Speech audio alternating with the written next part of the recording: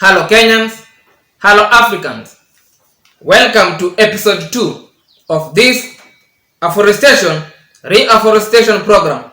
The title, Attaining 10% Forest Cover in Kenya and Beyond, a real institutional approach. It is dedicated to Kenyans and Africans by extension, under the custody of the Presidency. I want to assume you watched episode 1. Episode 2 is about education institution, depth as an institution, and executive as an institution, how they deforestate our forest cover, and again, how we can use the same institutions for afforestation drive. B. It's a continuation from A. Education is a social institution through which a society's children are taught basic academic knowledge, learning skills, and cultural norms. Educational institutions are responsible for the systematic transmission of knowledge, skills, and cultural values within a formally organized structure, and they are some of the most influential institutions in contemporary society. Every nation in the world is equipped with some form of education system, though those systems vary greatly. Given the above background, it is not difficult to see the important role educational institutions can play in our country's bid for environmental protection in general and tree planting in particular. The first thing is that educational institutions help to mold society's children at a very early age. It is therefore the stage on which we can anchor our environmental ethos. How do educational institutions contribute to loss of forest cover? Education in most institutions is campus-based, and boarding is part of the arrangement in many schools and colleges. For this reason, a lot of trees are cut down to provide wood fuel for cooking of meals. The same students or pupils also cut down trees to make charcoal to meet some of their school requirements.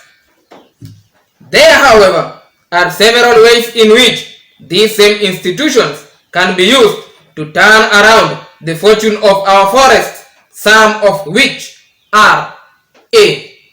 Education, fora, and demonstrations. Educational institutions are learning centers and have the ability to organize fora on environmental issues, mostly in rural schools, to educate their communities on how to raise seedlings from seeds, irrigation, management, pest and disease control, etc. This education and demos will help equip the community with knowledge to be able to make their own seedlings for greening of institutions, homes, farms, and wetlands in villages. B. Raising own seedlings within campus. Focus on this. They have the ability to raise seedlings through the involvement of students, parents, and other stakeholders. Government can promote tree seedlings production in schools just in the same way it promotes free basic education.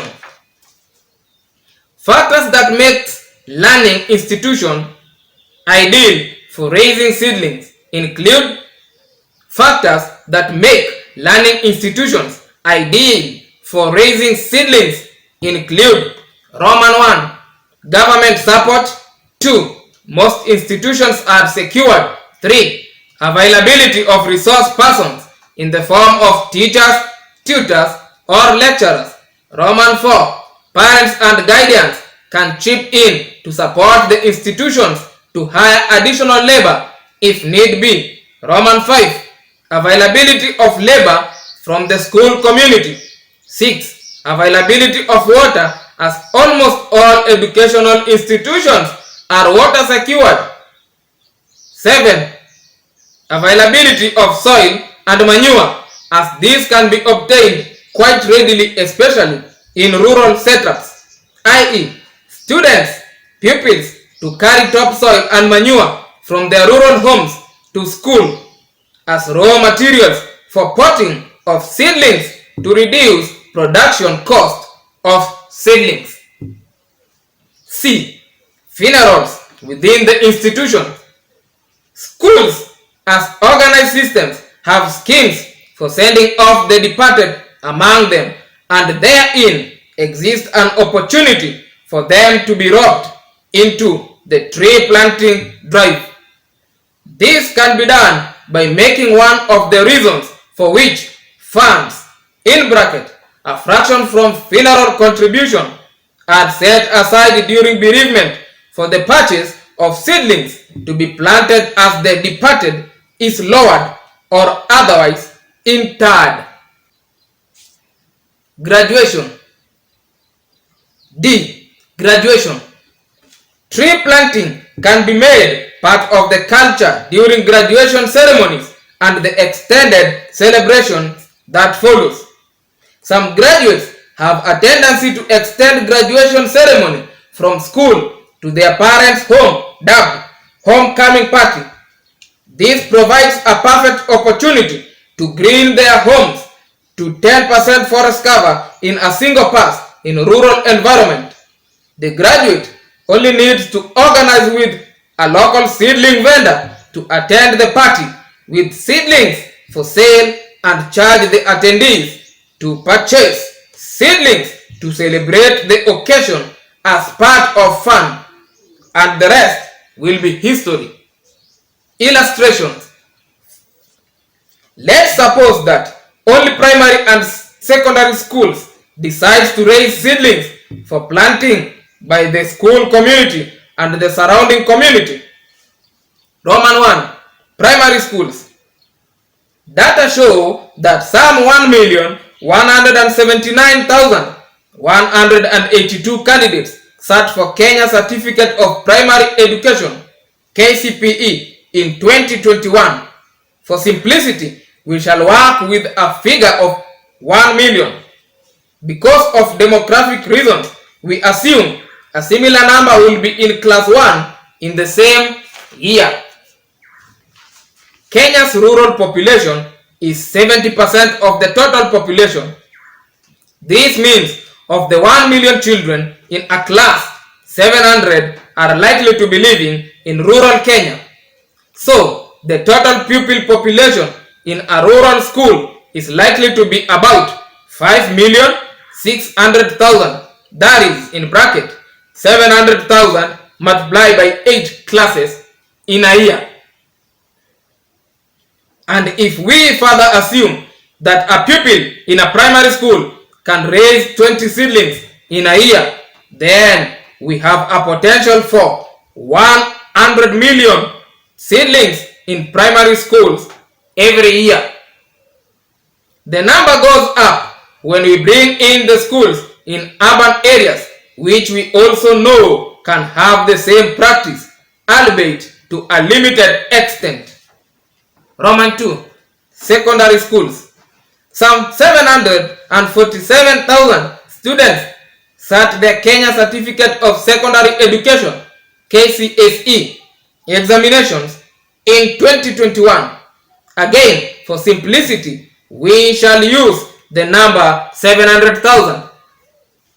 Using the same demographic arguments as for primary schools, but as a potential of 30 seedlings per year for secondary school students, we arrived at a total seedlings number of just about 59 million seedlings being nurtured in rural secondary schools annually. C. Death, bereavement, and interment rights. Death is a taboo subject in many communities in Kenya, but that does not stop it from occurring. In Kenya, there are several ways in which different communities dispose of the bodies of the departed. In her work titled Death and Burial in the African Context, a case study of Kenyan custom and Kenyan customary laws, Fiona Bondi discussed at length the question of death and burial in the African context in general and in the Kenyan one in particular. After examining the culture of the Luo, Luhya, Maasai, Kikuyu, Kamba, Meru, and the Gusii, she concludes thus, in quotes, the varied rites outlined above are a sample of the more than 40 tribes in Kenya. They are but the tip of the iceberg, so to speak, when it comes to practice of customs. End of quote. The rites of death in the African context that are discussed in this work clearly demonstrate the place death occupies in the lives of these communities and the seriousness with which the disposal of the remains of a departed member of the community is treated, and that customs are all important and help strengthen social, local, and psychological bonds. End quote. Most African societies believe in a supreme being who is the author of our existence. The dead are also believed to be somehow nearer to this supreme being than the living. These societies believe that humanity's separation from the supreme being remains inescapable and an innate state in the place of those who have departed from this plane of existence. Most African societies also believe in the concept of rewards and punishments, much like Christianity. In the afterlife, rewards and punishments are believed to occur automatically, notwithstanding the individual's terrestrial performance, given that all the necessary burial rites have been observed. End of quote. She says, in the quest to give the departed a decent burial and therefore avoid the potential curses that will befall the surviving kin, deforestation inevitably occurs in many situations. Mostly, this is the form of firewood required to cook for those who go to condole with the bereaved, and some funerals can go for up to 1 month. But given the centrality of burial ceremonies in the culture of many African Kenyan communities, it is not exactly difficult to make tree planting a desirable, if not mandatory, plank of the pre-burial activities. This would take the following form. Number 1. Religious congregation. The congregation in which the departed individual was part of would normally contribute some money for financing the burial arrangements. Some of this money could be used to buy tree seedlings from nearby nurseries. Alternatively, as discussed earlier, religious institutions may decide to start an initiative dubbed a seedling for burial, or a seedling for last respect, whereby each faithful member contributes 1 tree seedling in case a member departed. Number 2, burial planning committee. Burial planning committees. These are the teams charged with collecting funds and planning the logistics for sending off a departed soul. As they are at the center of the fundraising and budgeting, they could play a key role in afforestation efforts during interments if they decide to make it their business. Besides, the money to do this will be a small scratch on the surface of their overall budget if one considers that tree seedlings cost as little as 20 shillings or less each. In the context of this presentation, a burial planning committee is an institution and may lack goodwill to provide tree seedlings from the funeral contribution. Therefore, it is the mandate of religious institution and executive institution chief to stamp their authority to make sure that burial committee provide seedlings religiously to promote afforestation in burials. 3. Mourners. This group of concerned individuals carries the mass we will require for impactful activities of tree planting. A significant part of this group will almost always be people with means and would not feel the pinch if they were asked to buy a few tree seedlings for planting on the burial day. It will therefore make a lot of sense if the religious leaders and the county administration representing the executive sensitized them to participate in the initiative. In summary, this institution has the potential to make available for planting some 33 or so million tree seedlings annually, being 30 seedlings from congregation, 30 from burial committee, and perhaps 100 tree seedlings from the mourners attending the burial. The total of 160 seedlings per event multiplied by about 210,000 in bracket, which is the rural population of the 300,000 annual deaths in Kenya annually. D. The executive. The executive. Number 1. In a broad and collective sense, the executive organ embraces the aggregate or totality of all the functionaries and agencies which are concerned with the execution of the will of the state, as that will has been formulated and expressed in terms of law. End of quote. That is according to James Wilford Garner. Number 2. In its broadest sense, the executive department consists of all government officials except those acting in legislative or judicial capacity. It includes all the agencies of government that are concerned with the execution of state's will as expressed in terms of law. End of quote. That is according to Raymond G. Gettel. These two definitions make it clear that executive includes the political executive, in bracket, ministers and head of state, and the non-political permanent executive, in bracket, civil service or bureaucracy.